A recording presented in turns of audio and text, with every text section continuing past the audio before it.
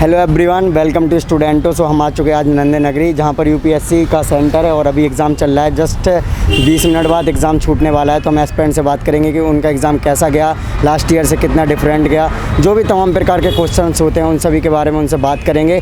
इसके पहले आपने चैनल सब्सक्राइब नहीं किया तो चैनल को सब्सक्राइब कर लीजिए, इस वीडियो को लाइक करें। आपके जो भी क्वेरीज रहते हैं आप मुझे इंस्टाग्राम पर मैसेज कर सकते हैं।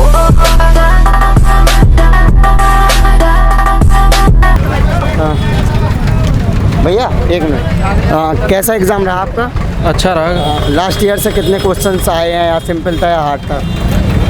देखिए, सिंपल और हार्ड तो कह नहीं सकते। यूपीएससी है, अनप्रिडिक्टेबल है, हर बार क्वेश्चंस बदलते रहते हैं। अब अगर मेरी बात करेंगे आप, तो मैंने जो पास्ट ईयर के पेपर्स देख के जो एक्सपेक्टेशंस की थी उस तरह का पेपर थोड़ा नहीं आया। हिस्ट्री के क्वेश्चंस थोड़े कम थे और थोड़े से अलग टाइप के क्वेश्चन आ गए इस बार। अगर आप मेंस लिखते हो उसके बाद इंटरव्यू में ही सिलेक्ट होते हो तो किस पोस्ट के लिए प्रेफर करोगे? आईएएस के लिए। सबसे बड़ी परीक्षा देकर आ रहे हो, कैसा लग रहा है आपको? अच्छा लग रहा है। अच्छा लग रहा है। हाँ। आपका एग्ज़ाम कैसा गया? बहुत अच्छा गया। एग्ज़ाम कैसा रहा भैया आपका? अच्छा था। लास्ट ईयर आपने एग्ज़ाम दिया था? हाँ, दिया था। किस मीडियम से दिया आपने? इंग्लिश। हाँ, लास्ट ईयर से और इस ईयर के क्वेश्चंस में क्या डिफरेंट था? सिंपल था या हार्ड था? कंपैरिजन लास्ट ईयर से थोड़ा टफ था, लेकिन मॉडरेट, ओवरऑल मॉडरेट था। ओके। आपका एग्ज़ाम कैसा हुआ भैया? अच्छा था। अच्छा था। भैया कट ऑफ का क्या एक्सपेक्ट रहने वाला है, कितना कट ऑफ जाएगा? कट ऑफ लगभग 90 प्लस जाएगा। 90 प्लस जाएगा। 90 से 95 तक। आप किस मीडियम में अपेयर हुए हो? English medium. इंग्लिश मीडियम में। आपका कौन सा अटैम्प्ट है ये? मेरा ये दूसरा अटेम्प्ट था। दूसरा अटैम्प्ट था। तो लास्ट ईयर जो एग्ज़ाम दिया था तो उसके कंपैरिजन में टफ था या सिंपल था? बहुत टफ था उससे बहुत कंपेरिजन। टफ था। तो अगर आप सिलेक्ट होते हो तो किस पोस्ट के लिए प्रेफर करोगे आप? मेरा आईएएस निकाला रहेगा। भैया आपने जो एग्ज़ाम दिया है तो आपने जो क्वेश्चंस पढ़ के गए थे या जो बुक्स पढ़ के गए थे तो आपको कितना कंटेंट मिला है? नहीं, कंटेंट जो हमने पढ़ा था और जिस हिसाब से पेपर आना चाहिए था, मतलब कुल मिला के ये था कि एक यूपीएससी का अपना लेवल था, उन्होंने अपने लेवल से अच्छा काम किया था। आप जब सिलेक्ट होते हो तो आप किस पोस्ट के लिए प्रेफर करोगे? नहीं, हम जब सेलेक्ट होंगे तो जाहिर सी बात है कि आईएएस सबसे अच्छी पोस्ट होती है और वहाँ पे कार्य करने का एक अच्छा क्षेत्र होता है और वही प्रेफर करेंगे। आपने किस मीडियम से एग्ज़ाम दिया है? मीडियम। दरअसल ये जो फिलिंग द ब्लैंक्स होता है, इसमें मीडियम का कोई प्रेफरेंस, मीडियम का कोई इफेक्ट नहीं पड़ता। तो यहाँ पे तो हम मीडियम की कोई चर्चा कर नहीं सकते, क्योंकि क्वेश्चन आते हैं इसमें ये माना जाता है कि अगर हिंदी इंग्लिश दोनों है, अगर मान लो हिंदी का आपका गलत होगा तो इंग्लिश का सही माना जाएगा। तो हम हिंदी इंग्लिश दोनों बाइलिंगुअल करके ही इसको हम क्लियर कर पाते हैं और कोई कर पाएगा, मतलब यही एक चीज़ है। तो इसमें हिंदी इंग्लिश को हटा दीजिए। अच्छा, इस क्वेश्चन पेपर को देखते हुए जो न्यू एस्पिरेंट हैं उनके लिए क्या सजेशन रहेंगे आपके? सजेशन मतलब कुल मिला के यही है कि जो कॉमर्शियल चीज़ें कोचिंग चल रही हैं उन पे आप डिपेंडेंट होने की जगह उनसे आप गाइडेंस लीजिए और अपने स्तर पर आपका प्रयास हमेशा निरंतर रहना चाहिए। बिना अपने स्तर पे प्रयास किए किसी पे डिपेंड रह के कोई काम करेंगे तो ये यूपीएससी बताना चाह रही है कि थोड़ा सा मुश्किल है। जी हाँ भैया, आप इस देश की सबसे बड़ी एग्ज़ाम देकर आ रहे हो तो आपको क्या फील हो रहा है? बहुत अच्छा फील हो रही है। अच्छा भैया, आप जो पढ़ के गए थे तो आपका कितना स्टेप मिला है, या आपको एग्ज़ाम कैसे लगा? पिछले साल से आपका जो क्वेश्चन पेपर था सिंपल था, हार्ड था? पिछले साल से तो अपेक्षा कुछ हार्ड क्वेश्चन था जी। और 30 से 30% कन्फर्म बना रहा है। फिर वो करेंट अफेयर्स ज़्यादा थी। करंट अफेयर्स ज़्यादा दिया था? ज़्यादा थी और मुश्किल ये पड़ी थी कि जो 4 महीने का जो एग्ज़ाम पड़ा था उसमें क्वेश्चन हम लोग नहीं उतना अटेंड कर रहे, क्योंकि वो क्वेश्चन पहले छप चुके थे और इतना जल्दीबाजी में इतना क्वेश्चन छटा कि हम लोग को उतना कर नहीं पाए थे। भैया, जो करंट अफेयर्स हो गया और जो स्टैटिस्टिक्स पोर्शन हो गया उससे कितना क्या डिफरेंट, मतलब कितने क्वेश्चंस आए करंट अफेयर्स से? यार बेसिकली देखो तो करेंट्स के मतलब कि 15% क्वेश्चन करंट अफेयर्स के थे और बाकी स्टैटिक पोर्शन से ऑलमोस्ट ज़्यादा क्वेश्चन इस बार पूछे गए हैं as compared to previous year. Previous statics कुछ कम थे बट इस बार ज़्यादा पूछा गया और स्पेशली हिस्ट्री देख लो, मॉडर्न हिस्ट्री वगैरह में पूछा गया है बिल्कुल। और ओवरऑल बोलो पेपर तो मतलब कि ईजी था। आपका ये कौन सा अटैम्प्ट था?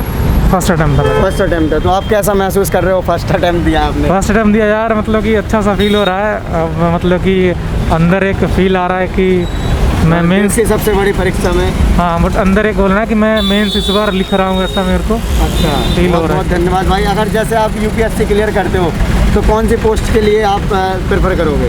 IPS के लिए। IPS के लिए, बहुत बढ़िया। IPS के लिए करोगे तो जो न्यू स्टूडेंट्स हैं, आपका पहला अटैम्प्ट है, आपका जोश देख के काफ़ी अच्छा लगा, तो क्या आप सजेशन दोगे नए स्टूडेंट्स को? यार सजेशन क्या, बस इसमें है कि अब बंदे को होपलेस नहीं होना है, ठीक है। कंटिन्यू, अब एक पॉइंट आएगा ना आपके लाइफ में, जब आप टेस्ट सीरीज सॉल्व करोगे या फिर आपके मतलब कि लाइफ में है कि यार अब नहीं हो रहा, अब छोड़ देते हैं, कुछ और कर लेते हैं, बट आपको गिव अप नहीं करना है।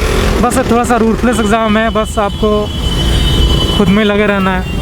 आपने अगर कोई स्टूडेंट्स एक एग्ज़ाम को देखे और 1 साल प्रिपरेशन करे तो उसके हिसाब से पेपर टफ था या नॉर्मल मान गए?